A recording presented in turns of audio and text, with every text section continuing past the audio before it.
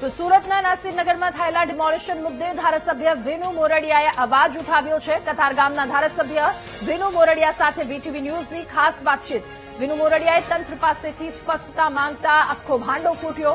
તંત્રના અધિકારીઓ માત્ર રસ્તાની માપણીના કામ માટે ત્યાં ગયા હતા। વિનુ મોરડિયાએ કહ્યું, ડિમોલિશનની કામગીરી એસએમસી દ્વારા નક્કી કરવામાં આવી।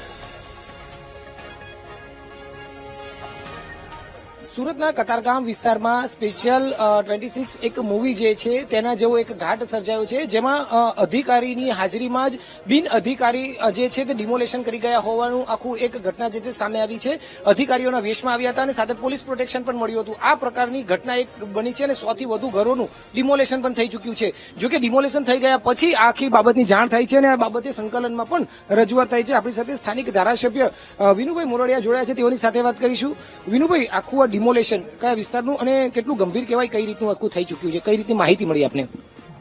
મારી માહિતી મુજબ મને મીડિયા મારફત જે મને માહિતી મળી આના આધાર ઉપર મેં સુરત મહાનગરપાલિકા મ્યુનિસિપલ કમિશનર પાસે મેં આ સ્પષ્ટતા માંગી હતી અને એમની તરફથી જવાબ આવ્યો છે કે ભાઈ સુરત મહાનગરપાલિકા તરફથી આમાં કોઈ પણ પ્રકારનું ડિમોલિશન કરવામાં કે કોઈ કાર્યવાહી કરવામાં આવી નથી।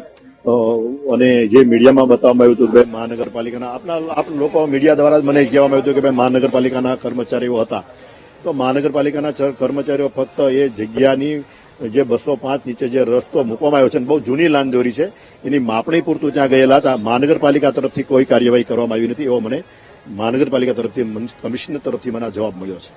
આપ શહેરી વિકાસ રહ્યા છો એટલે કે કઈ રીતની આખી આનો નિયમાવલી હોય છે આપને જાણકારમાં હોય છે, તો આમાં આ બાબતે જયારે થતું હોય તો કઈ રીતની નિયમો અત્યારે બનતા હોય છે, શું કહેશો? જયારે કોર્પોરેશનની માલિકીની જગ્યા હોય એ જ જગ્યાનો કબજો મ્યુનિસિપાલિટી લઈ શકતી હોય તો નહીં કે પ્રાઇવેટ, અને મ્યુનિસિપાલિટીમાં જયારે આવતી હોય તો મ્યુનિસિપાલિટી પણ એને નોટિસ આપતી હોય છે। 1 નોટિસ આપે, 2 નોટિસ આપે અને 3 નોટિસ આપે। 1 નોટિસ પણ આપે અને 15 દિવસ 7 દિવસની પણ નોટિસ આપી શકે। જે પ્રકારની પરિસ્થિતિ હોય એ પ્રકારે એના મહાનગરપાલિકાના એના પોતાની સત્તામાં આવતા દિવસો પણ એને આપતી હોય, 5 દિવસ, 7 દિવસ, 15 દિવસ કે 30 દિવસ મેક્સિમમ। આ દિવસોની અંદર એને ખાલી કરવા માટેની એને આપતું હોય છે અને એમાં નિયમો એ પણ પડાતા હોય છે કે સામું ચોમાસું આવતું હોય આવું હોય ત્યારે એને ધ્યાનમાં રાખીને એને નોટિસો અપાતી હોય છે। ખાલી કારણ એટલું છે કે અત્યારે મ્યુનિસિપાલિટીએ કોઈ નોટિસ કે ડિમોલિશન કર્યું નથી। મ્યુનિસિપાલિટી ઓફિસરના વેશમાં આવે છે, બ્લુ કલરના કપડા પહેરે છે, પોલીસ પ્રોટેક્શન મળે છે, તો કેટલું આ બાબતે થઈ જાય? હું એ કહું છું કે મ્યુનિસિપાલિટી તરફથી જોવા મળ્યું કે ફક્ત ને ફક્ત માપ કરવા ગયા હતા કર્મચારીઓ, એને કોઈને નોટિસ કે ખાલી કરવાનું કે મ્યુનિસિપાલિટીના કોઈ જીસીબી કે કોઈ મ્યુનિસિપાલિટીના સાધનો એમાં વપરાના યુઝ કરવામાં આવ્યા નથી। મ્યુનિસિપાલિટીના અધિકારીઓએ ખાલી કરવાનું પણ કીધું નથી।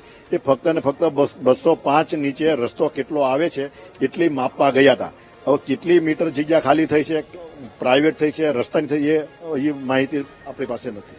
સર, જયારે ડિમોલિશન થતું ત્યારે પોલીસ પ્રોટેક્શન હાજર હતું, તો આ તો કેટલું ગંભીર કહી શકાય કે પોલીસની હાજરીમાં થયું છે એટલે રોકી ના શકે। જો ગેરકાયદેસર ડિમોલિશન થતું હોય તો પોલીસ જ રોકે, આમાં તો પોલીસ જ પ્રોટેક્શન મળ્યું છે।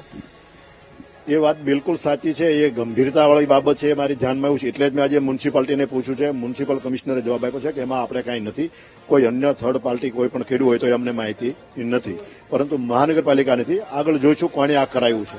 કઈ કઈ જગ્યાએ રજૂઆત અને કરવામાં આવી શકે છે, આમાં કોને કોને આપ સુધી ફરિયાદ થઈ શકે છે, શું માનો છો? આગળ જતા ખબર પડે કે ક્યાંથી મને કેવો જવાબ આવે છે। મને સ્પષ્ટતા, મને સંતોષકારક જવાબ જ્યાં સુધી નહીં આવે ત્યાં સુધી હું આગળ રજૂઆત કરીશ। પોલીસમાં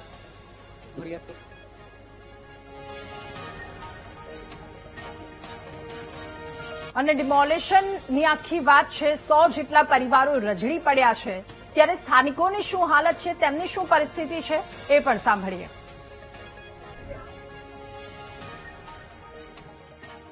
નોર્થ અને સેન્ટ્રલ ઝોનનો સુરત શહેરનો એરિયા છે નાસિરનગર વસાહત, જ્યાં 200 થી 250 મકાન અહીંયા હતા, એમાંથી 106 ઘરોનું 30, 31 અને 1 તારીખ 3 દિવસ જંગલ રાજની જેમ અહીંયા ડિમોલેશન થયું છે।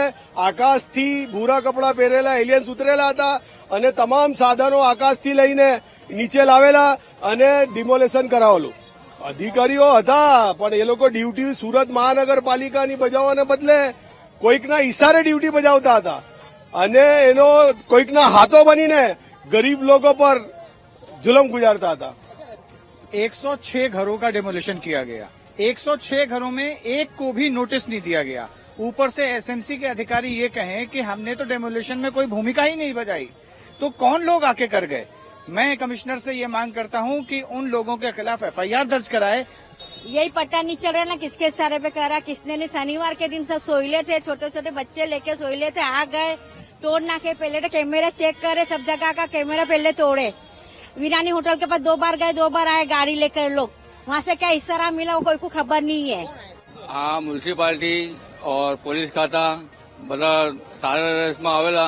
અમારે 7-7 વાગે હોયેલા હતા ઘરમાં ને અમે કે બહાર નીકળો, સામાન તોડવાનું છે મકાન. બસ સાહેબ કે અરજી અમે આપીની નોટિસ તમે કઈ રીતે તોડવાનું છે?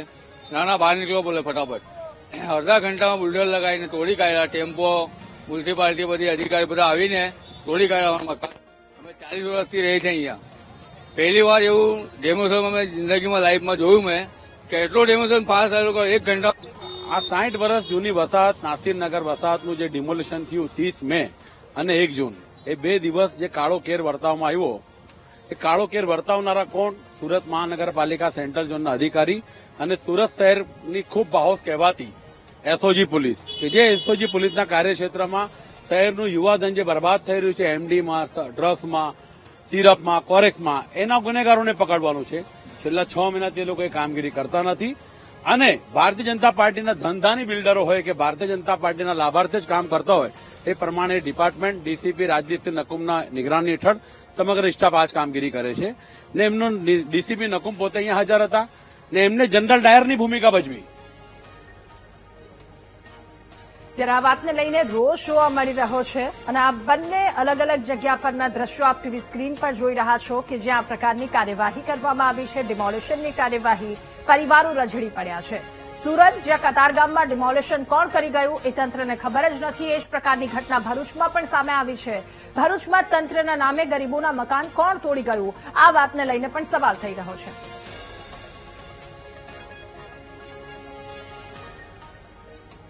મુખ્યમંત્રી